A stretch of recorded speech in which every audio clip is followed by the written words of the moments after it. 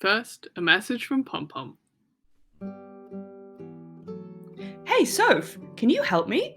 I find it so hard to find gifts for crafters, and now I've got zero time for anything to arrive in the post.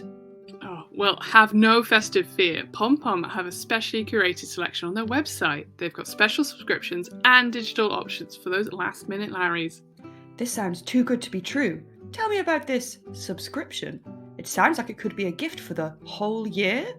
You got it, baby! Your loved one could be among the first crafters to receive the magazine every quarter. Each issue is lovingly hand-wrapped in beautiful paper, and you could choose to start with a subscription for the spring issue, right? And make their 2022 a whole year of Pom.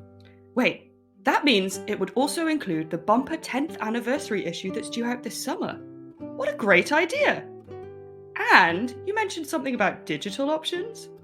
Yes, well, any publication you order from Pom Pom includes digital access to the PDF. But what if I told you you could order a gift card that would ping into the recipient's inbox instantly? I'd say you just solved my gift-giving dilemma, Soph. This means they can choose whatever they want. I know, imagine that. Check out these delights and more at pompommag.com/shop. pompommag.com/shop, you say? I'm going there right now. Great. Now, onto the Pomcast.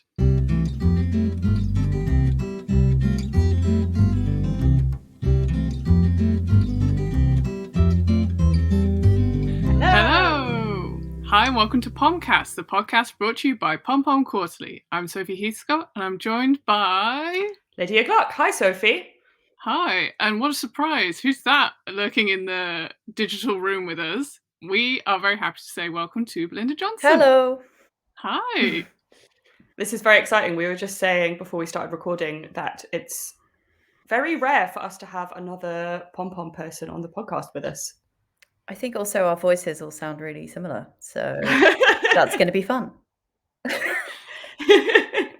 Welcome, Extra Voice Belinda. You are not only joining us for this intro, you have done an interview, as they say in the official world. You've joined our digital group of Pomcasting to chat with Sam Topley. Yep, Sam Topley. So I found Sam on Instagram. We were working on our issue 39 stuff, which is the rhythm issue, if anybody doesn't know. And I saw a workshop video of her making her noisy pom-poms with some kids. And I was like, hey, we need to talk to this lady. So I interviewed her. She is a sound artist and researcher who works with textiles and fiber to create electronic instruments, including noisy pom-poms and some knitted loudspeakers and punch needle stuff. I spoke to her about how she first got interested in working with fiber and how craftivism and collective musicking can help break down barriers to electronic music making. And we're very glad you did. I mean, it sounds like the most, the Venn diagram of who's going to appear on a Pomcast interview with fiber and sound and music and pom-poms. It's just really encapsulates all that. And I'm an electronic music nerd, so it's like the perfect kind of bringing together of my interests. Yeah, definitely. That's part of the circle in there. Definitely. Yeah. The Belinda bit of the circle. Yeah. Yeah. And then there's the rhythm issue bit of the circle. So it all ties together very, very beautifully. But because this is the first time we've had Belinda on the podcast, we need to, the Pomcats need to know about your relationship to knitting as well. Yeah. Well, first of all, the prerequisite is I've known Lydia since we were, I was 18, you were 17. Yeah, since we were kids growing up in Swansea. Yeah, growing up in super cool Swansea, So I met Lydia at college and friendship has blossomed since then. And I now work for her. Hey. That's what all those years ago I was scheming. I was like, if I make friends with Belinda, then one day you had a big I'll be plan able to get her. To join my empire. 20-year thing. Yeah. Nice. My mum taught me how to knit when I was quite young. And then I got back into it when I was a teenager and knitted some very questionable items in the name of punk, because that was me when I was 15. I actually keep thinking now that I will try and remake the jumper that I made when I was 15, which was a kind of attempt at making this classic Vivienne Westwood striped mohair thing that there's pictures of Johnny Rotten wearing. And I was like, I want to wear that. It's beautiful. But I made it in like the worst cheap acrylic with no real pattern. It had loads of holes in it, and I destroyed it in the washing machine. So I'm going to try and remake that at some point. I think that would be a good way to me to like. I think I remember that jumper. I think I remember you showing it to me. Yeah, like it got completely destroyed. But I remember being really impressed because at that point I couldn't really knit, so I was just like, wow. Impressed in inverted commas. I don't know. But then I sort of gave up. But then since I've joined Pom Pom, obviously I've kind of needed to get back into knitting because it would be weird if I didn't, right? So I obviously restarted my knitting journey with our fantastic beginner's book, Knit How. And I've made several Belinda hats. And I would suggest that people try and make a Belinda hat because it's the best. And I've been building up my skills over the last year and a half. And usually I'm a finisher of projects, but not at the moment, which is sad. I have too many things on the go. The saddest one is my first jumper since I was 15, my first raglan jumper, which I started over the summer. I swatched too many times because I'm a diligent swatcher, which is good, right? But I ran out of yarn before I could finish the sleeves and the collar. Bad. And I also found out that Rerum Natura would only be dyeing the colorway I needed in February next year. So that one's in the cupboard, waiting for some new yarn. Unless anyone has any Rerum Gilliatt in Arable, which is like a brick orange red that they could like sell me, I'd be really happy. Whoa, that's good. A good Pomcast shout out if anyone can. Yeah. I just need like one.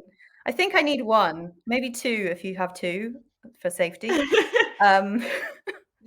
As sad as it is to run out of yarn, I feel like it's not written in Knit How, but running out of yarn for a project is as much a part as a knitter as making and finishing a jumper as well. That's good to know. Yeah. Also, the fact that the yarn is still in production and will come back one day is quite good. Yeah. I feel like Yeah. sometimes you run out of something and you're like, and they don't make it anymore. Okay, so now we have to have a little rethink of the whole project there.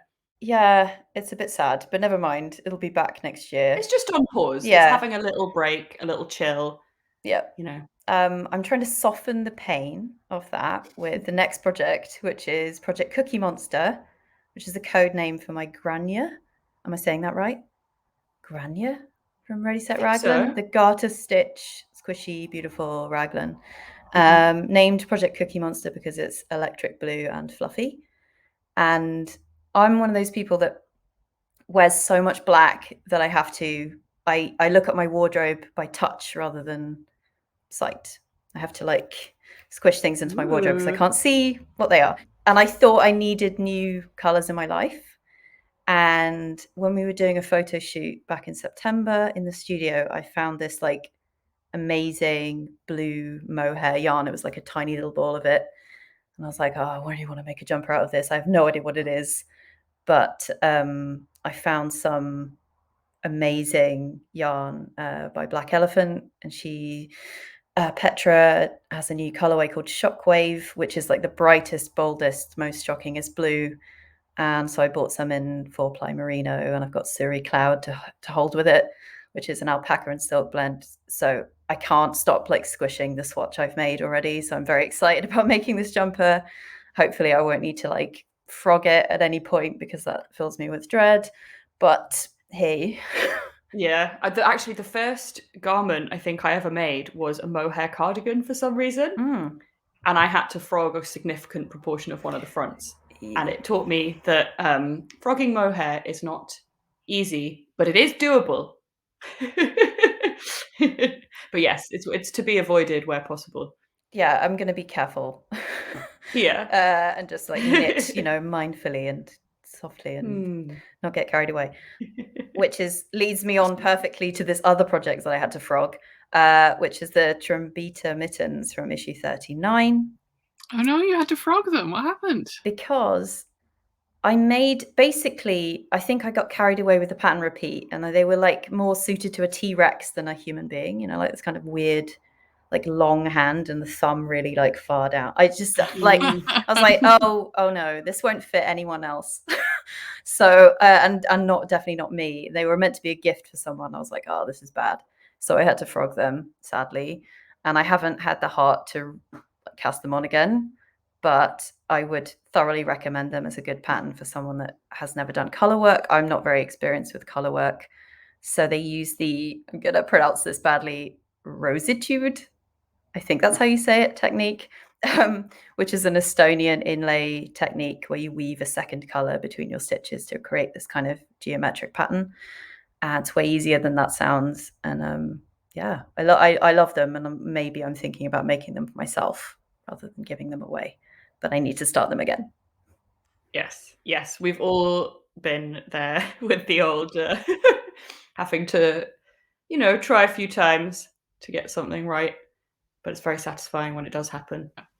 Well, obviously you're very busy with many knitting projects, which is what the Pom team are often doing. But also, like we said, you work at Pom Pom. I wonder if you could tell us tell the listeners what role you have at Pom Pom. Yeah, what do you do? What do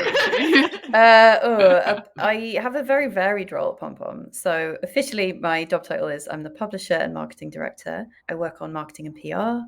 I do a lot of production stuff. I'm a bit of a print nerd, so I talk a lot to printers about paper and other really fascinating things like that. Do a bit of distribution work. I'm also currently in the midst of our giant redesign and redevelopment project on the Pom Pom website, which is taking a long time. But believe me when I say it will be worthwhile. I also look after all of our advertising. So if you are listening and interested in sponsoring the Pomcast, you can talk to me, Belinda at pompommag.com, if you're ever interested in working with us. Nice advertisement for the advertisers there. Meta. Well, that's great. It's great to hear a little bit more about what you get up to in the Pom world. And of course, you've also added to that wonderful list of things by being an interviewer for us.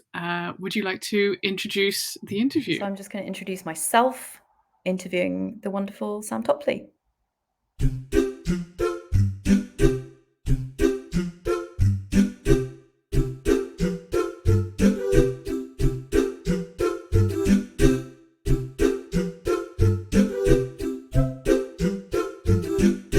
How are you doing? Yeah, I'm well, thank you. How are you? Yeah, not bad. It's really sunny, so apologies if I feel like I'm in the dark. I'm like by a window, so I have to shut the No, curtains. it's really gloomy here. It's really dark and cloudy and Oh grey. no! So send some sun this way. Yeah, please. no, it's a rare bright day in London. Oh. Yeah. So firstly, I just wanted to hear from you. Just tell us a little bit about yourself and your work, and give us a little intro. Sure. So, yeah, my name is Sam Topley. I am a sound artist. I'm a musician, an educator, and I'm from Leicester in the UK. As a sound artist, I am interested in exploring and experimenting with new ways of creatively working with sound and music. And in my artistic practice, I work with textiles to create handmade electronic musical instruments and interactive sound artwork. So to give you a picture of the kind of instruments I make, they're tactile instruments. They respond to touch. They use technology and electronics to make sound. I work in mostly brightly coloured yarn. Some of my projects, they sound quite noisy and electronic, while others are much more softer and ambient. And a lot of my projects are in some way participatory, so I love to work with others and get people involved in what I do. Great. And have you always been interested in working with fibre or crafts, or what's your history with that? Yeah, so I've been working with yarn and fibre in my music making practice for quite a while now. My background's in music, music performance, but making and textiles have always been a part of my life growing up. As a child, I'd sit for hours with my grandparents making pom-poms. as a teenager. When my mum bought me a sewing machine one year for a birthday and Christmas present, and I'd make shirts and bags and dresses to go out in. I'd upcycle a lot of charity shop clothes, and especially as a teenager, like in my early 20s, I always wanted to wear something a bit different and unique, and I think there's something quite punk about that. But yeah, I really got into yarn and fibre around 10 years ago, I'd say. I taught myself to knit, to crochet, weave, and this was mostly to enable me to explore these alternative ways of creating musical instruments.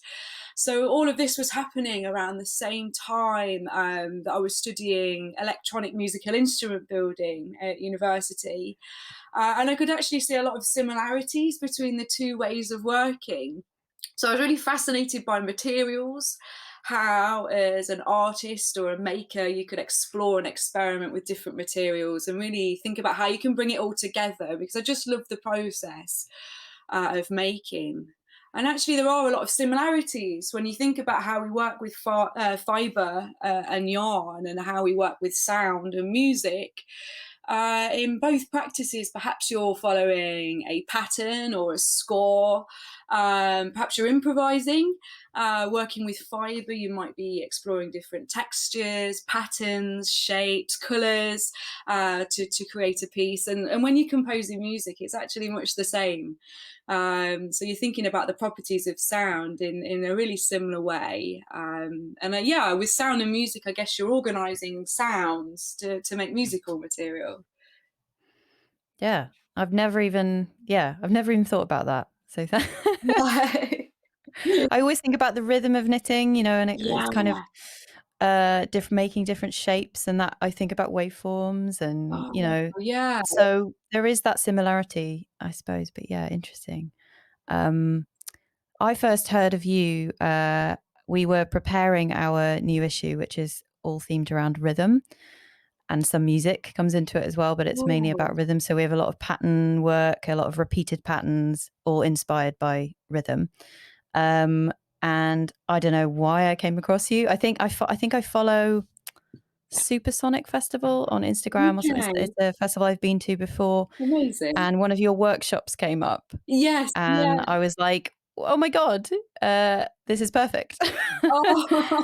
And what I saw, to explain to our listeners, was your noisy pom-poms.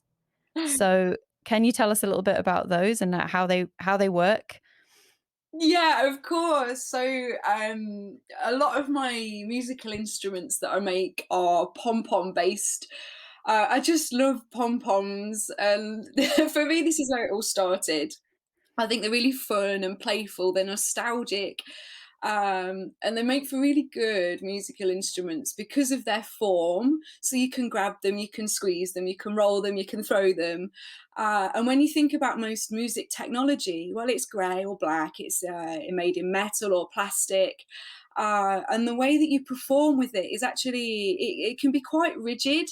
So perhaps you have an interface of knobs and buttons and faders, and it's not always that easy with these tools to be really expressive.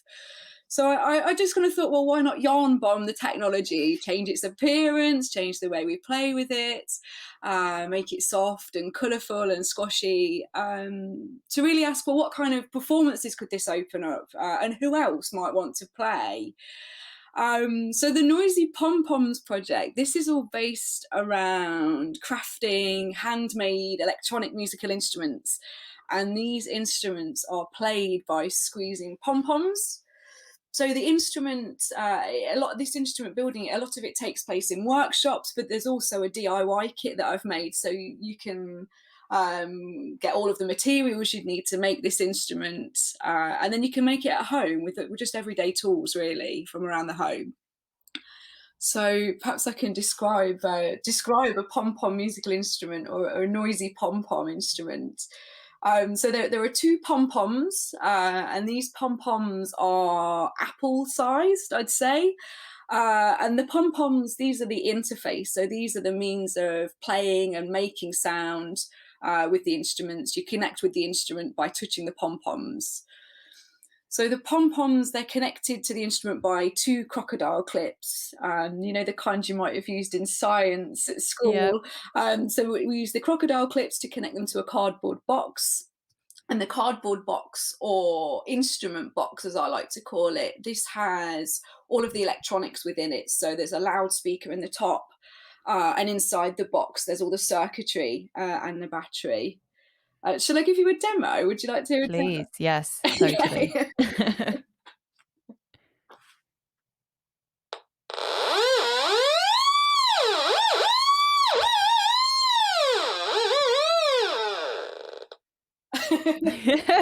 Describe what you're doing. What are you doing? Squeezing. So what I'm doing is I'm squeezing 2 pom-poms. The pom-poms are really brightly coloured. They just fit into the palm of my hand. And the harder I squeeze them, the higher the pitch of the sound. So I'm controlling the sound by squeezing a pair of pom-poms.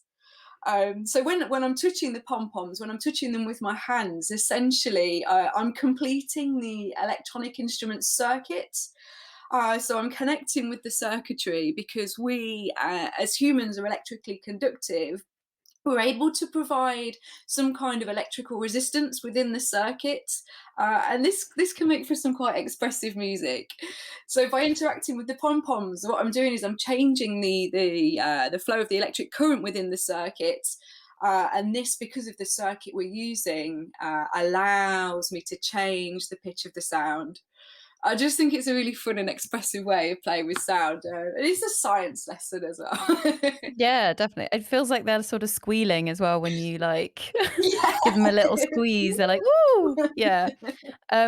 So do you find any fiber works, or is there anything in particular that you think works better, or it changes the sound, or is it not really to do with the fiber? It's more to do with that electronic connection with our bodies. Yeah, so the pom-poms, the noisy pom-poms, they aren't just any pom-poms, they have conductive thread within them. Uh-huh. With a conductive thread, this allows the pom-poms to become a part of the circuitry.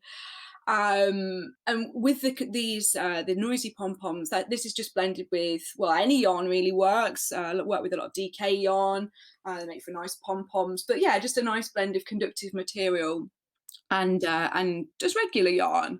So in my practice, I do work with a lot of conductive yarns, fibres, threads. And yeah, like I say, you can blend this depending on the kind of craft you're using. You can blend these conductive materials really with any kind of fibre and yarn. You can felt with steel wool and things like that. So there's some really interesting things you can do. And the conductive yarns are what we call e-textile materials, or electronic textile materials. And to give a broad definition, these are textiles with some kind of electronic property within the fibre. Now, this is often some kind of conductive metal, such as steel or silver. And yeah, they're blended with other fibres and materials to make conductive yarns, threads, fabrics, wools. So there's all sorts of materials available, and you can use these e-textiles or electronic textiles within an electronic circuit. So yeah, essentially you can stitch circuitry, make conductive pom-poms, and so many other cool things. Yeah, I'm just imagining how cool it would be to have a jumper that did that. Maybe a little bit dangerous. I don't know. Oh, I think it'd be brilliant. So I wanted to talk about music making and kind of how it's a closed space. Now for me, I've always wanted to make music, but electronic music. I love electronic music, but there are barriers, and especially about gender. It's a very male-dominated space, and often the financial inequality around kind of electronic music making and equipment. Equipment is expensive, and it's really hard to break into that if you don't know what to buy, you don't know what to do. So can you tell us a bit more about musicking and collective musicking and how this kind of links into craftivism as well? Yeah, sure. So this is somewhat of a big question. I'm Yeah. admitting at the minute, that I'm doing some academic research, and this is something that's a real key theme in what I'm doing. So, yeah, perhaps this will be quite a big answer.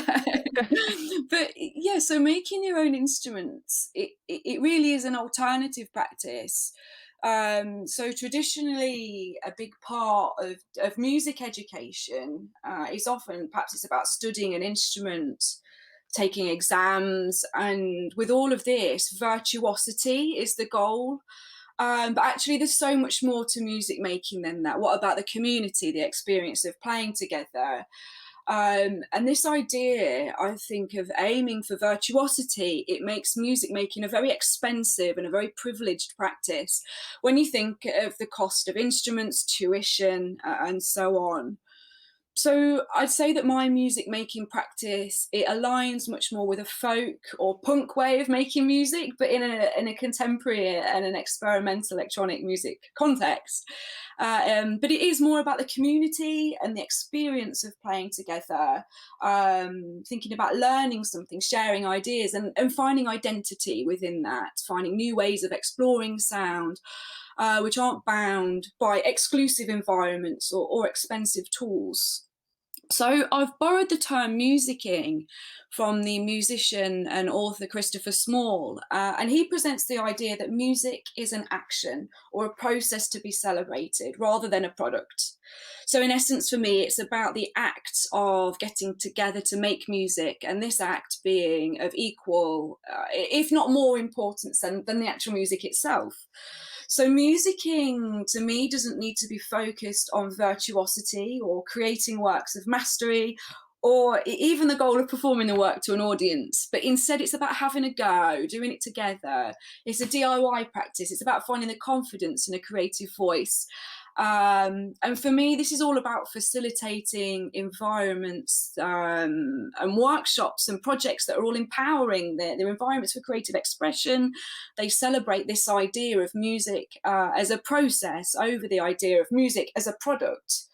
So I'm really exploring how these social music making environments and experiences can be facilitated with DIY electronic musical instruments. And this is without bias to prior experience or formal music or technology education. And I like to do this where possible in alternative or community spaces. So I like to work with audiences who wouldn't necessarily call themselves musicians or technologists. So placing DIY textile craft at the forefront of an instrument building practice, it reframes the activity. So we're drawing on alternative materials, processes, skill sets, and in turn, this facilitates a new space for creative practice and music making. So yeah, I'm challenging these socio-political barriers associated with music and technology, such as virtuosity and expense. And this is to what I hope to open up this practice to a wider field. And this also does include broadening the demographics of those who participate. And this really is where craftivism comes in. So craft is political, craftivism is radical. For me as a craftivist, I'm using DIY textile handcrafts as a vehicle to engage with electronic music, experimental music, music technology, and many other ideas. So I guess at the minute I'm really asking, well, how can we use ideas in craftivism to promote positive change in the field of music and music technology? So when we think about the demographics of a music technology degree course, for example, the uptake is overwhelmingly male.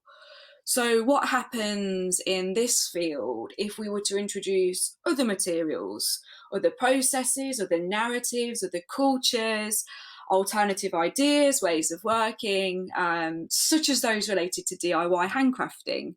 So what happens? Yeah, and so far I'm really pleased with the courses and the projects that I've been running, the workshops I've been running, using this craftivist approach to musicking. I'm really pleased to report a majority female and non-binary uptake. And these are really underrepresented genders in the field. So is it the materials? Is it the processes, the aesthetics? Is it Mhm. me? I don't know. I'm still understanding all of this. But yeah, for now, let's just be craftivists, and we can use the power of craft to create a more diverse space for creative expression in music. Yeah, totally. I mean, my entire experience of it is about, oh, I need to learn this new production tech. I need to learn how to use a software, or I need to learn how to use this particular item that Yeah. just boggles my mind. So I think the simplicity of an instrument that is easy to use, easy to understand as Yes. well. Like, how does this work? It's easy to explain. But also, I think, as knitters, there we have the same issue, like knitting can be seen as too difficult, Yes. and like, how do we make that easier for everybody to understand? Because it is, it is easy to understand, but I think there's this whole kind of, and you're right, making it perfect, having to Yeah. not make mistakes, Yes. and like, oh my god, how do I correct my mistake? And all of this stuff kind of stops people getting into craft, sadly, as well. Yes. So yeah, it's a really interesting, I think, new way of thinking about music making. So thank you for explaining that. That's Thank great. you. And you spoke a little bit about your PhD, and that's in craft focus electronic music, instrument building. That's Yeah. right. Yeah. So can you speak to how those kind of more craft based practices are like received within that academic space? Yeah, I think I just gave you my Yeah. PhD thesis answer. But yeah, I find that that craft-based practices they're received wonderfully. So I work in a music technology department, the Music Technology and Innovation Research Institute. This is at De Montfort University in Leicester. And it's a very creative environment. There is a lot of making going on. So people are hacking, making, soldering, finding and exploring objects to create new music, new musical instruments, sonic artwork. And there really are a lot of similarities in the way that we all think about making and crafting objects for music making. It's really, for me, it's really exciting to be bringing in these alternative materials and processes into these spaces, like the DIY craft work I do. And most often I find that folks are very curious, they're excited, they want to learn more about these new kind of materials in the field. There's of course a lot of interdisciplinary and cross-disciplinary practices in artistic research, like music research, because we do often need to draw from other disciplines and practices to really make sense of what we're doing. But working with textiles in electronic musical instrument building, it's quite unusual. There aren't too many of us working in this way. But yeah, making and crafting in general is quite common in the sonic arts, with artists building instruments and exploring different kinds of materials to make sound installations and so on. That's great. Do you have a little club of people that you can speak to Oh about all of yes. this stuff? Yeah. There's a really cool community locally in Leicester. There's a lot going on, but also internationally, particularly with the e-textiles community. There's some really cool artists working with sound and music in textiles. That's great. Thank you so much for talking to us. It's so interesting, and this is going to be new to a lot of our listeners. E-textiles, this idea of making instruments out of yarn. So hopefully everyone feels a bit more inspired to maybe buy a noisy pom-pom kit from Sam. Thank You can order them on Etsy. you. So can you just give us a little, what are you up to next, and where can people find more about you online? Sure. So yeah, I'm currently really busy with my Christmas preparations. I'm stocking up the Etsy shop, making sure I've got plenty of Pom Pom musical instrument DIY kits in stock. So the kits, they're entirely handmade. So I solder all of the circuitry, I glue, bundle the yarn, pack the kits, everything. So I'm really trying to get ahead of the game this year. Make sure I've got plenty in stock, as it completely caught me off guard last year. Last year was the first year I was selling them, and I sold out pretty quickly. So that's a lot of fun. I love making them. So yeah, that's really taking up my time at the minute. I'm preparing as well for some more workshops. So I run live online workshops where we make the noisy pom-pom musical instrument together.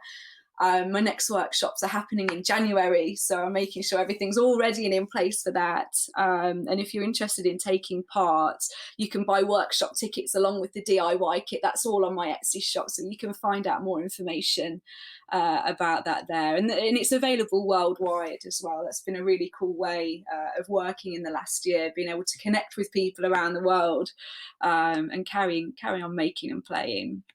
Yeah, cool. It must be really nice to see people using the kits, Oh, posting pictures or videos. I Yeah, love that sounds it. great. Yeah. Yeah. Yeah, I love to see what people have been making and playing, and the music that they make as well with this new instrument, how they investigate and explore it. I love it. It's really cool. Great. And where can people find you online? What's your Instagram handle? So, I use Instagram, Facebook, Twitter. You can find me at Sam Topley on all three. I also post on my website. That's samantha-topley.co.uk. You can see Cool. some of my older projects there as well. Great. Thank you so much. It's been lovely. Thank you. Thank you so much.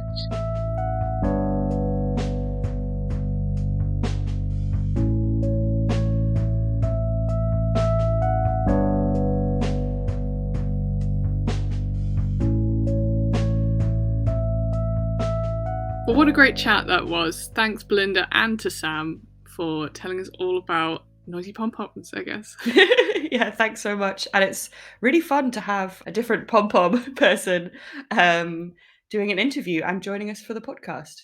We hope you enjoyed that interview. And just a reminder that we will always have show notes about the things we chat about on the episode. You can find those on the Pom Pom website, including a link to Sam's Etsy shop. Yes, so there you can get your own DIY noisy pom-pom kit, which is very exciting. I'm sure you'll all agree. And as Sophie said, the link will be in the show notes. And we've only got one more episode now before the festive break that we're taking. And if you enjoyed hearing other pom-pom people on the show, then we've got a real treat for you. We're getting the whole gang together in audio format to answer your questions. You might remember the other episode we're asking you to ask us anything, and you did. So that will be our last episode of the year, answering all those questions you sent us. We can't wait. So thanks again to Sam and Belinda, and thanks to you, our Pomcat, for listening. And we look forward to answering the questions that you have asked us. Take care. Bye. Bye.